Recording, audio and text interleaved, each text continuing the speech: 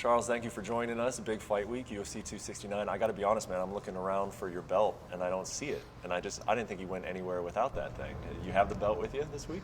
Bom, Charles, é uma semana de luta, UFC 269. Uma coisa que ele está surpreso é que ele não viu o teu cinturão com você. Você não carrega ele para todo quanto é lugar? Onde é que está esse cinturão? A gente carrega para todo que é lugar, só que aqui a gente não podia estar trazendo, está guardado. Demorei anos para poder chegar até ele, então não deixo jogado. Tá o tempo todo lugar com a gente. E mais uma vez a gente veio defender ele, estou muito feliz com tudo isso. Of course, yeah, it's following me around all the time. I have it wherever I am, but couldn't bring it in today, but it's well kept. I fought a lot. I had to go through a lot to get it, so it's I just don't throw it around, but I'm happy to be able to defend it and to continue on. I remember when you won it, and just the way that it was across your shoulder, and the way you were just like, you were like, it was just very clear. I've never seen a champion like hold a belt like that.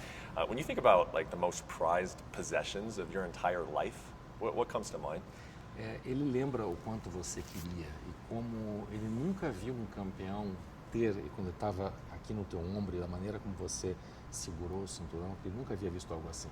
Em termos de posses, as coisas mais importantes para você na sua vida, que você alcançou, em termos de posses, claro, o que você consideraria que estaria nessa lista?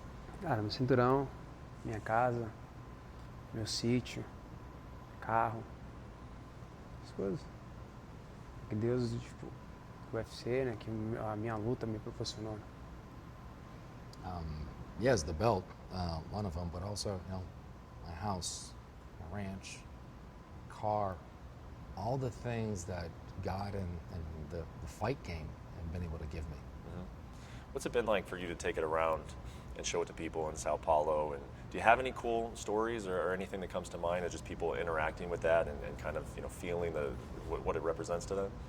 E como é para você levar esse cinturão para São Paulo e mostrar para as pessoas poderem tocar? Você tem algumas histórias legais de como é que foi, da interação das pessoas com esse cinturão? Cara, muito importante, né? Para mim que venho da comunidade, poder levar para as crianças. Acho mais importante poder levar para as crianças daquilo que eu prego, que eles não precisem ir para o lado errado, e sim para o lado certo, para poder ser alguém na vida, mas não só na luta, mas em tudo na vida. Então, isso é bom de poder levar os mais velhos, falando que eu sou o novo Ayrton Senna, né, do Brasil. Então, tipo, são coisas que tipo emociona, que te motiva cada vez mais. It means it's such a great feeling to be able to take something back to them and show it to them, especially the young ones, the young kids. That is exactly what I always preach, that they don't need to go the wrong way, that if they do things right, that's what they can accomplish.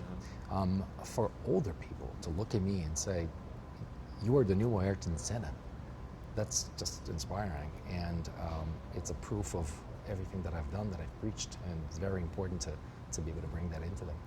Did you ever have that as a kid? Did you ever have a moment where it was shown tangibly to you that this is something you can have in your life, or did you always have to just believe that without the proof of it? Quando você era criança, você teve algum momento que foi mostrado para você, ou você teve a oportunidade de ver algo tangível mesmo que você pode alcançar, ou foi uma coisa que você teve que mentalizar, que estava tão longe, que para você é uma coisa que teve que mentalizar na tua cabeça que um dia seria assim? Eu tive que mentalizar. A minha mãe sempre falava pra gente sonhar, minha mãe sempre falou, sonha alto, não sonha em ter um Fusca, sonha uma Ferrari. Então, a gente sempre teve que sonhar alto, sabe? Eu sempre quis ter coisas altas. Eu olhava na televisão uma casa da hora, falava, um dia eu vou morar na casa da hora. Olhava um carro da hora, falava, pô, um dia eu quero ter um carro desse da hora. Então, tipo, eu mentalizei, eu tive fé, eu acreditei. A minha mãe sempre funcionou, vai meu filho, vai. Meu pai falava, vai que vai conseguir. Então, eu tive que mentalizar, sonhar com isso, sabe? Deitar, dormir, pensar, imaginar isso. I've always had to visualize it. It always had to be in my mind, but my mom always said, aim high, dream high. I looked at a crib and I thought, that's the crib I want. I looked at a ride and that's the ride I want. I didn't dream of a Beetle, I dreamed of a Ferrari. And you always have to visualize. My dad said, he pushed me and he said, you go for it. You aim high, that's what you want. I had to kind of go back in my bed and just lay down and just close your eyes and just visualize it. I always had to put it in my mind. It was always there. Is it almost like, what is it like for you when you hear this criticism from these other fighters in the sport who say, I still think Charles Oliveira has some quit in him?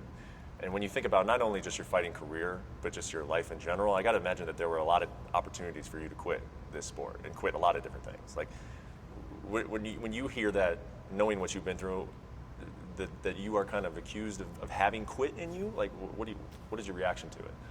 Qual que é a tua reação quando você escuta outras pessoas, outros lutadores falando que você tem não só o vencer, mas o perder, o abandonar o desistir dentro de você? Uma pessoa que tem a trajetória que você teve, que teve tantas, ele imagina que tantas oportunidades de ter abandonado o barco na tua vida e você não abandonou. Como é que você vê as pessoas ainda falando uma coisa dessa que o Charles Oliveira tem desistir dentro dele? As pessoas não têm o que falar, elas têm que arrumar algo, elas têm que tentar jogar algo. Como que um cara que foi designado pelos médicos falar que eu não poderia nem ser um jogador, jogar uma bola, e eu sou campeão, como a pessoa pode falar uma coisa dessa? Acho que a pessoa não tem o que falar. You know, they got nothing to say. They need to throw something at you. And how is it possible that people say something like this to someone that once was discredited by the doctors and said that basically you're not even going to be able to play soccer? And now I'm a champion fighting. I mean, people got nothing to say. That's it. A lot of people think in this fight that if it hits the later rounds, that Dustin Poirier will have an advantage just because he's been there. He's shown that he's had that advantage over some other opponents. How do you feel about, or would you even like this fight to potentially hit the 4th and 5th round so you can answer some of those questions? E sobre essa opinião que as pessoas têm que o Dustin Poirier gosta de levar a luta mais adiante, mais longe, basicamente porque ele já esteve nessa situação. É por isso que ele tem essa experiência.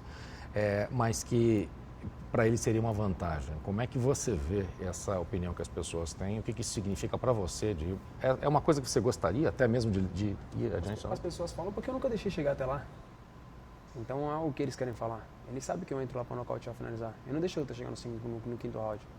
Eu entro lá para fazer acontecer. Eu não fico esperando os juízes decidir quem vai ganhar. Eu quero decidir. Eu quero saber que meu nome vai ser levantado. Essa é a realidade. O Dustin não, ele gosta de levar a luta. Como ele fala, agora vai para água mais profunda, porque ele gosta de deixar na decisão. É o que ele sabe fazer de melhor.